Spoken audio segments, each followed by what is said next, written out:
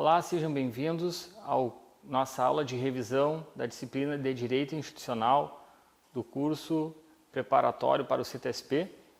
Sou o professor Major Bortolini, então instrutor dessa disciplina, e hoje a nossa meta é tentar fazer uma revisão de tudo aquilo que nós já vimos de forma bastante detalhada no que tange aquilo que nós tínhamos como ideia de previsão para o edital e aquilo que acabou se confirmando. Então, hoje nós vamos tentar traçar de forma mais objetiva a expectativa daquilo que vai cair na prova, buscando para isso uma análise de questões dos últimos certames que já foram analisadas por nós no primeiro momento, também considerando aquilo que se entende que possa mais cair na formatação de uma questão, considerando a ideia mais de conceitual ou de situações existentes dentro de um conceito que seriam mais fáceis de ser utilizadas para a formatação de uma questão dentro das alternativas e também, principalmente, questões atuais de legislação. Nós tivemos, como já falamos num outro momento, nós tivemos uma série de alterações legais na legislação da nossa instituição, tanto no que tange a portarias, regimentos, decretos, legislações, algo bastante importante daquilo que nós entendemos que possa cair na legislação, na prova, e é isso que nós vamos tentar trazer nessa aula de revisão. Isso não quer dizer que as nossas aulas anteriores, que foram utilizados pontos mais detalhados, que não seja relevante prestar atenção, muito pelo contrário. O ideal é nós estudarmos o todo. Agora, na ideia de revisão, nós vamos tentar tornar mais objetivo aquilo que a gente acredita que vai cair. Bom, então, voltando, recordando um pouco o que nós falamos lá na primeira aula, nessa nossa disciplina nós vamos estudar basicamente a 10.990, que é o Estatuto dos Militares, a 10.991, que é a lei que organiza basicamente a nossa instituição, a 10.992, que vai tratar da carreira, tanto de nível médio quanto de nível superior, e vinculado, não como lei, mas vinculado à Lei de Organização Básica, o regulamento da LOB, Decreto 42871 de 2004, que também teve uma série de alterações nos últimos anos, e o Regimento Interno da Brigada, que nós já estudamos,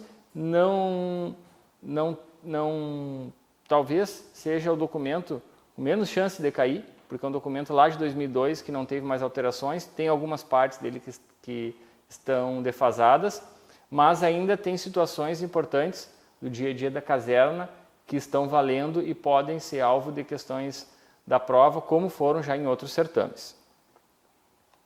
Bom, tentando de novo fazer uma leitura dessa tela principal para a explicação dessas nossas principais normas, nós vamos tratar então do Estatuto dos Militares aquilo que nós temos como direitos e obrigações, regras gerais da instituição, enquanto na 10.991 nós vamos tratar basicamente a estrutura que vai ser regulamentada no Decreto 42871 e no Regimento Interno.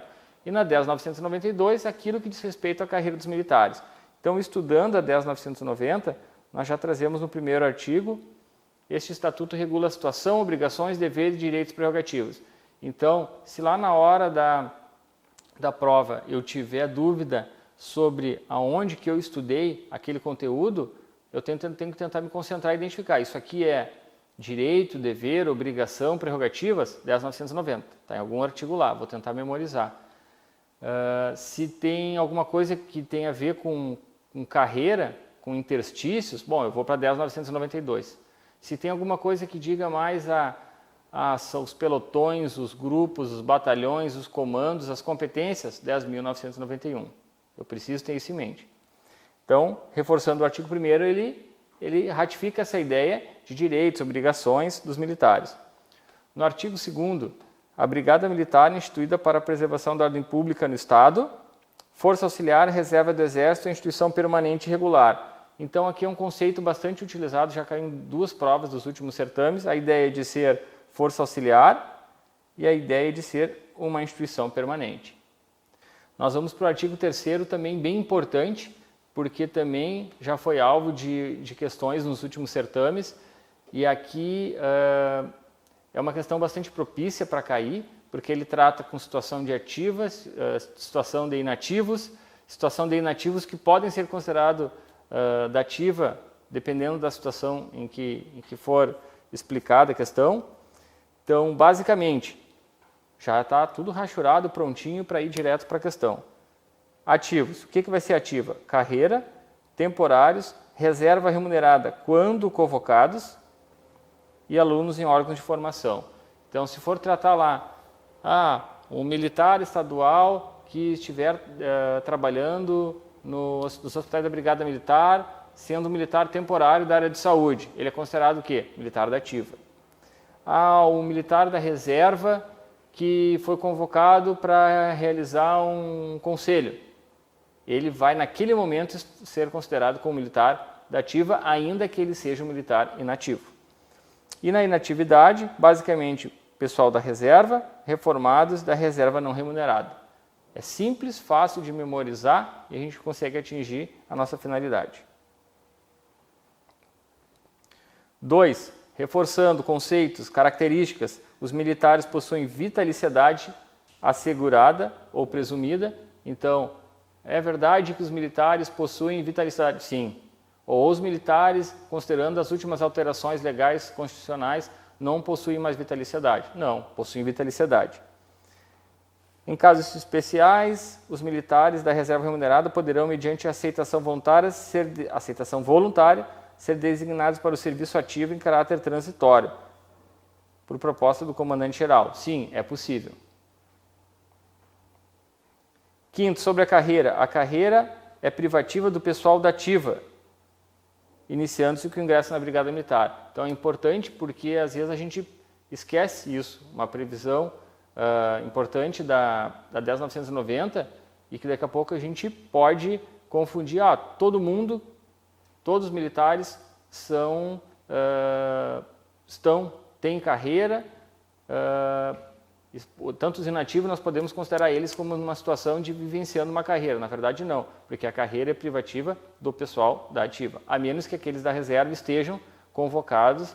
Aí lá no artigo 3º nós vimos que também tem essa previsão de que aqueles que estão da reserva, quando convocados, mas, em regra geral, a carreira é privativa do pessoal da ativa.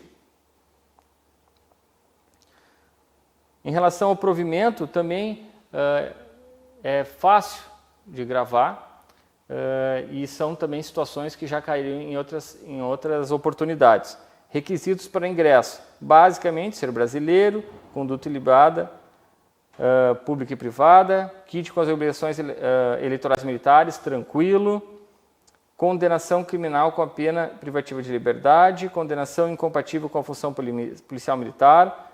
Aqui talvez seja um ponto de dúvida no concurso, para quem estiver lendo, na prova, não estar respondendo a processo criminal, porque aqui não fala em trânsito julgado. Ele já diz que não estar respondendo a processo criminal já é um requisito para ingresso na instituição. O não estar respondendo. Então, é importante, não estar respondendo, em que pese não tenha o trânsito julgado, também é um requisito para ingresso. Então, atenção.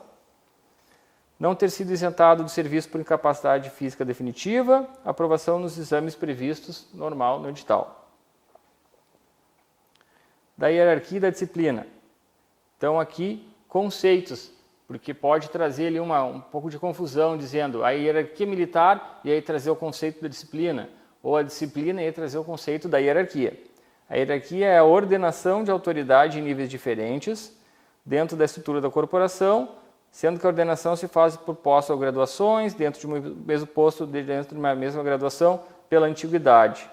Então, a hierarquia é a ordenação da autoridade nos níveis diferentes, basicamente pela antiguidade. Enquanto a disciplina é a observância e o acatamento de todas as normas. Então, o conceito de hierarquia e o conceito de disciplina. Preciso saber essa diferença. Precedência. A precedência dos militares da ativa do mesmo grau é assegurada pela antiguidade no posto na graduação, salvo nos casos de precedência funcional do comandante, sub e chefe de Estado-Maior. Aqui o que pode ser pedido? Qual o critério básico, uma regra geral, para diferenciar a precedência? né, no caso, a antiguidade no posto na graduação, e quais são os cargos da instituição, as funções que têm precedência. E aí pode trazer que somente a precedência em relação ao comandante, subcomandante, ou ao comandante, subcomandante, chefe maior e alguma outra função, né? Na verdade, hoje nós temos pela lei, então, somente 3 funções como precedência hierárquica: comandante, subcomandante, chefe de Estado-Maior, 01, 02, 03. E a antiguidade em cada posto de graduação é contada a partir da data da publicação do ato da respectiva promoção, nomeação e inclusão. Aqui é difícil fugir de uma afirmativa falsa, né? Geralmente ele vai para uma afirmativa que é lógica. A partir de quando vale a antiguidade? A partir do ato publicado em DOI. Em igualdade de posto ou graduação, os militares na ativa têm precedência sobre da inatividade. É básico, né? Tranquilo. Em igualdade de posto ou graduação, a precedência entre os militares na ativa e os da reserva quando estiverem convocados. Isso é importante, porque isso muitas vezes se esquece, porque são poucas as vezes que a gente verifica uma situação de alguém da inatividade passar a estar temporariamente na ativa. Quando tiver uma mesma igualdade de posto-graduação nessas condições, a antiguidade é definida pelo tempo de efetivo serviço no posto ou na graduação. Então, se alguém que é militar estadual da reserva remunerada e passa a estar temporariamente no serviço ativo, se ele tiver mais tempo no posto, em que pese hoje ele esteja na reserva, ele passa a ser mais antigo. Então, somente nessa condição. Isso é algo bem específico. Pode cair e, se cair, vai pegar muita gente desprevenida. Em relação ao cargo e à função dos policiais, 23. O militar faz jus às gratificações e outros direitos correspondentes, conceito tranquilo. E aqui, né, voltando mais para essa situação, porque ela traz a ideia de dias, né? Então, já também foi alvo de questões nos últimos certames. Em relação à substituição temporária, período igual ou superior a 10 dias. E aqui a questão pode trazer, a partir de 9 dias, a partir de 5 dias, nós tivemos alteração, por exemplo, no que tange as férias, e aí pode trazer alguma situação diferente. Será que também mudou para substituição ou não? Ou, a partir de 11 dias, enfim, período igual ou superior a 10 dias. Para exercer a função de posto ou graduação superior à sua, terá direito a vencimentos e vantagens, tranquilo. Parágrafo 2º. Somente poderão ocorrer, respectivamente, entre funções atribuídas de nível superior ou funções atribuídas de nível médio. Isso é importante também porque essa afirmação pode ser trazida de alguma outra forma que possa transformar a frase em algo incorreto. Então, somente vai ter substituição temporária dentro de uma carreira de nível superior e dentro da outra carreira de nível médio. Eu não vou poder ter alguém do nível médio respondendo por uma função de nível superior. Parece óbvio, mas dependendo da construção da frase, pode transformar essa afirmação em algo incorreto. Do valor policial militar. Então, aqui a gente traz a parte de valor, ética, e vamos tentar relembrar um pouquinho do que nós falamos nas primeiras aulas, como um macete para tentar lembrar. Daqui a pouco cai na questão lá, são valores policiais militares, e em vez de trazer os valores, traz algo referente à ética. Ou faz parte da ética e traz conceitos, exemplos dos valores. Então, como identificar o que é ética? Como identificar o que é valor? Então, nós vamos verificar no valor a dedicação ao serviço, a fé, o espírito, o amor, o aprimoramento. Reparem que as primeiras palavras, elas realmente estão mais relacionadas a uma ideia de valores que eu devo seguir. A fé, o amor, o espírito. Enquanto isso, por outro lado, em relação à ética, nós começamos com amar, exercer, respeitar, acatar, cumprir, enfim, uma série de verbos. Então, qual a diferença entre ética e valor? Se forem seguir uma interpretação literal das normas, que é o que vem acontecendo em todos os últimos certames, quando tratar de valor, ele vai julgar, vai vincular uma ideia realmente de palavras que lembrem a ideia de valores até mesmo do cotidiano. Enquanto da ética ele vai trazer uma expressão já vinculada com um verbo desde o início da frase. Ao militar da ativa é vedado participar da gerência ou administração de empresa privada, sociedade civil ou exercer comércio, exceto na qualidade de acionista.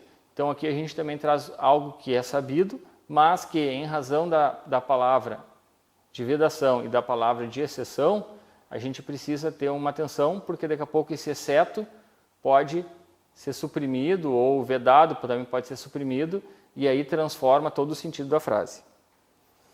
Os militares da reserva remunerada, quando convocados, ficam proibidos de tratar nas organizações policiais militares e repartições públicas civis dos interesses de organizações ou empresas privadas. Então, quando convocados, eles são proibidos. Quando não convocados, não são proibidos.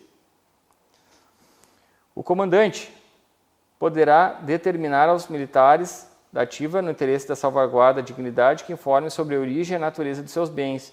Isso aqui, de repente, para quem não leu essa parte da lei, chega lá na prova e, mas como é que alguém vai exigir que eu apresente algo referente aos meus bens nos dias atuais? Mas essa previsão literal na normatização. E quem pode? O comandante geral, não é o comandante imediato.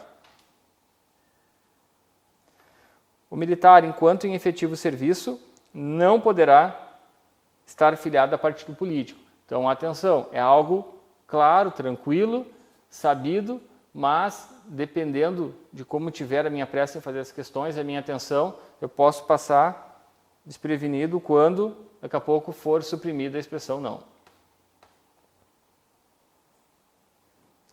Em relação aos deveres, os deveres emanam de um conjunto de vínculos que ligam o servidor à sua corporação, como dedicação ao serviço, culto aos símbolos, a probidade, a disciplina, o cumprimento, a obrigação. Vejam que, diferentemente dos valores, que está muito mais voltado para uma situação extraordinária, como o amor, o espírito, aqui nós vamos ter nos deveres algo mais objetivo relacionado diretamente à profissão, a dedicação, a probidade, a disciplina. Então, me parece muito tranquilo de nós conseguirmos, por esse macete, diferenciar o que é valor, o que é ética e o que é dever. De novo, no valor eu vou trazer algo muito extraordinário, às vezes até próximo um pouco de poesia, de religião, como, de novo, como amor, como espírito. Na ética eu vou trazer os verbos iniciando a frase. E nos deveres eu vou ter algo muito mais objetivo direcionado à instituição. Então, o cumprimento, o dever, a obrigação. Em relação à violação das obrigações dos deveres, a violação das obrigações ou dos deveres constituirá crime, contravenção ou transgressão disciplinar. A violação dos preceitos da ética é tanto mais grave quanto mais elevado for o grau hierárquico a quem a cometer. Isso pode, daqui a pouco também, para quem não leu, na hora da prova, não, mas tem que ter uma igualdade. Quem cometeu determinada conduta, independentemente do grau, deve responder da mesma forma. Não. Nesse tocante, a previsão da lei é que quanto maior o grau, maior é a sua responsabilidade, mais grave é o descumprimento dessa proibição. A responsabilidade disciplinar é independente da responsabilidade civil e penal. Então, aqui também pode ser trazida uma questão de que a responsabilidade disciplinar é dependente, está vinculada a civil e penal. Na verdade, ela é independente. Não se caracteriza como violação o inadimplemento das obrigações pecuniárias assumidas na vida privada. Aqui também pode causar um pouco de confusão para quem não estiver atento em relação a essa previsão da lei, porque no momento que estiver concentrado lá na prova, não tiver daqui a pouco prestado muita atenção, pode até pensar que, não, mas hoje cada um tem a sua vida individual, tal, mas eu não posso, né, por ser militar, enfim, ter contas atrasadas lá no meu município, porque isso pode ser considerado uma violação. Na verdade, não se caracteriza uma violação justamente porque é algo individual, é algo da pessoa. A inobservância dos deveres especificados nas leis e regulamentos ou a falta da exação no cumprimento dos mesmos acarreta responsabilidade funcional, pecuniária, disciplinar e penal. Então aqui o 36 se vinculando lá ao 35, trazendo as esferas de responsabilidade do militar caso descumpra aquilo que está observado no ordenamento. Dos direitos.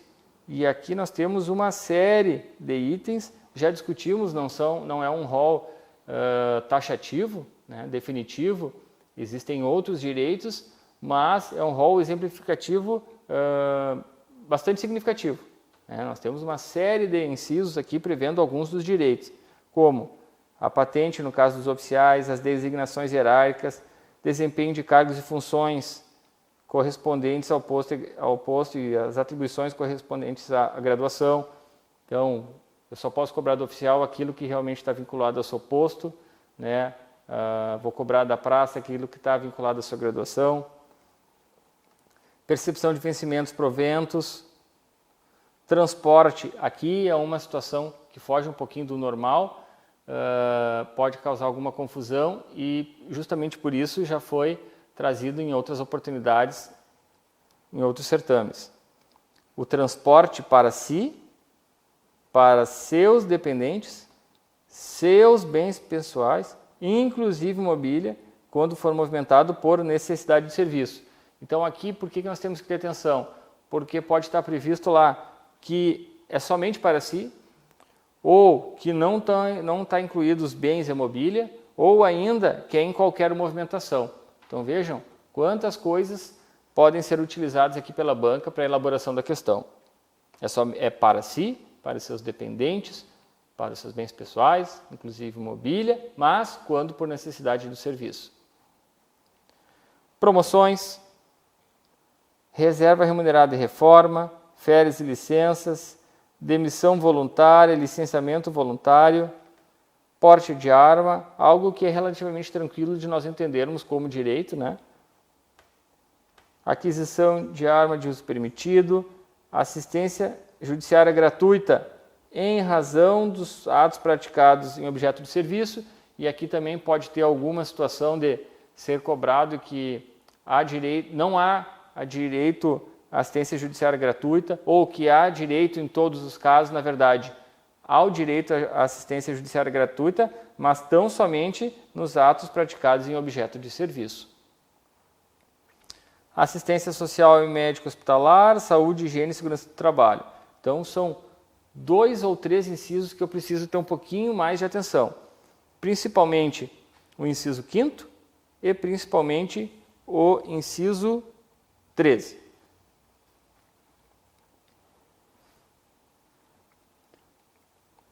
Assistência médica hospitalar. Aqui também nós temos algumas situações que a gente precisa ter atenção, porque pode ser cobrado alterando uma situação que outra, e justamente por isso já foi também utilizado em outras questões outras vezes.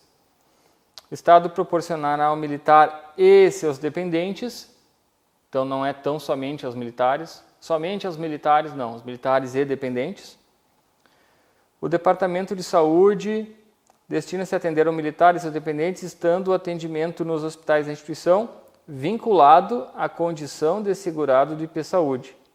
Então, daqui a pouco pode ter alguma questão dizendo lá que é independente dos militares e dos seus dependentes terem IP Saúde. Na verdade, é vinculado a essa condição de segurado. É algo que mudou na legislação agora nos últimos anos. Assegurada absoluta prioridade no atendimento aos policiais militares e aos seus dependentes. O departamento poderá utilizar sua capacidade hospitalar supletiva para atendimento dos servidores públicos civis estaduais. Aqui também uma alteração dos últimos anos, né, de forma que também os hospitais da Brigada Militar podem atender os servidores públicos civis estaduais. Mas, em razão desta prioridade, o Comando Geral poderá estabelecer critérios que permitam a limitação do atendimento desse público, dos servidores públicos civis estaduais. Por quê? Em razão da prioridade. Então, o caso foi a pandemia. Os quartos, leitos, enfim, eles foram, no primeiro momento, tiveram uma prioridade dos militares, considerando que daqui a pouco nós não tínhamos leito suficiente para isso. Então, o comandante-geral pode estabelecer critérios que permitam essa limitação da utilização pelos servidores públicos civis estaduais. Promoção. Em que pese nós estejamos tratando do CTSP, que vai tratar mais de situações voltadas para a promoção, para o interstício do sargento, é importante nós termos a noção dessa ideia de como se dá a promoção dos oficiais, porque está previsto na legislação, pode cair e tem situações com alteração de quantidade de antiguidade de merecimento, entre outras coisas mais que podem ser utilizadas para a formatação da questão. Nas primeiras aulas eu expliquei aqui no quadro, bem com detalhe, como se funciona em relação a quando um vai ser promovido na antiguidade, outro no merecimento, fiz uma divisão, antiguidade e merecimento, 3 por 1, 1 por 1, e eu vou tentar ler aqui para a gente tentar relembrar um pouco. Critérios de merecimento. As promoções serão efetuadas pelos critérios de merecimento, antiguidade ou ainda extraordinariamente. Então pode cair lá que as promoções são tão somente com os critérios de merecimento e antiguidade. Não, ainda há a possibilidade da promoção extraordinária previsto numa outra legislação. A promoção de oficiais será realizada na seguinte proporção: 1 oficial no critério de merecimento para 1 na antiguidade ao posto de major. Então, eu somente vou ter essa divisão, uma promoção por antiguidade e uma por merecimento, quando o militar for capitão e estiver ascendendo ao posto de major. Nas demais, nós teremos 3 oficiais no merecimento para 1 na antiguidade. Então, pode ser trazido na prova. Para os oficiais, a promoção será 1 por antiguidade e 1 por merecimento, para todos os oficiais. Ou para todos os oficiais será 3 por 1. Na verdade, tão somente no posto de capitão para major, a promoção é 1 por 1. E nos demais, de major para tenente-coronel e tenente-coronel para coronel, nós temos 3 no merecimento e na antiguidade. Pode também cair na prova, 3 por antiguidade e no merecimento. Não. Capitão para major, 1 antiguidade, 1 merecimento. Major para tenente-coronel e tenente-coronel para coronel, 1 na antiguidade e 3 no merecimento. A cada processo de promoção, no critério de merecimento, proceder-será a escolha do militar promovido na primeira vaga dentre os 3 melhores pontuados. Então, eu também expliquei no quadro, na outra oportunidade, que nós vamos ter uma lista e entre os 3 primeiros classificados, um deles vai ser promovido, não necessariamente o primeiro. E para as vagas seguintes, se houver, os remanescentes da vaga anterior e mais 2 ocupantes da classificação. Eu acho um pouco mais difícil cair essa parte, mas de novo. Então, para a primeira vaga, eu vou ter 3 nomes e um deles vai ser promovido. Se tiver mais uma promoção por merecimento, aqueles 2 que sobraram vão ser estudados para promoção e mais 2. É isso que a lei diz. Não serão consideradas condecorações e medalhas, exceto as relativas ao tempo de serviço. Aqui também foi uma alteração que nós tivemos já há bastante tempo, mas pode cair alguma questão dizendo: não serão utilizadas condecorações e medalhas para a pontuação das promoções. Sim, será considerada aquelas referentes ao tempo de serviço. Ou todas as medalhas e condecorações são utilizadas para pontuação na promoção. Não, somente aquelas relacionadas ao tempo de serviço. A praça que contar com mais de 25 anos de serviço público militar, ao ser transferida a pedido para a reserva ou ser reformada, será promovida com um grau hierárquico superior imediato. Essa é uma previsão que existe na legislação, mas, como nós vamos ver em seguida, nós tivemos uma alteração nesse cenário, bastante importante. Então, qual o cuidado que eu preciso ter? Eu sei que essa previsão ela é somente para algum público, como nós vamos ver em seguida. Então, ela foi revogada, não existe mais. Na verdade, ela está prevista literalmente na 10.990. O que nós temos que ter cuidado é Como essa prova, muito provavelmente, ela vai ser uma prova dogmática, sem eu ter que fazer construções, buscar analogias, muito provavelmente as questões vão ser exatamente aquilo que está na norma. Eu tenho que ter a consciência de que ainda nós temos essa previsão na 10.990. Como não foi pedido, como não caiu no edital outras legislações que tangenciam o tema, o que tiver nas outras legislações, em que pese eu tenha consciência no meu dia a dia que elas têm validade, estão em vigência, eu tenho que desconsiderar. Eu preciso me ater àquilo que está previsto na 10.990. Então ainda nós temos essa previsão dos 25 anos com a promoção ao grau hierárquico superior. A previsão também do abono de permanência no serviço ativo, no valor equivalente à sua contribuição previdenciária, também uma alteração recente que nós tivemos nos últimos anos, porque aquele que estava no abono de permanência no serviço ativo, no abono de permanência para o serviço, tinha valores que foram variando no tempo, e agora ele é tão somente no que diz respeito à contribuição previdenciária do próprio militar. Esse abono renovado por um período máximo de 2 anos, podendo ser renovado por iguais períodos, até quando? O limite de idade estabelecido no 106.1.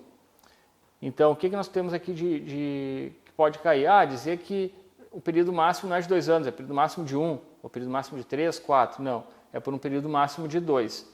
Ele pode ser renovado? Pode. Antes a lei tinha uma previsão de ele ser renovado menos vezes. E nós tivemos uma alteração também recente que fez com que essa renovação possa ser até a previsão, a idade prevista no 106.1, que no caso das praças é para 60 anos de idade, como nós vamos ver mais à frente. E de quem é a iniciativa? Do seu comandante imediato. É a iniciativa do diretor do departamento administrativo, do comandante geral. Não, iniciativa do comandante imediato.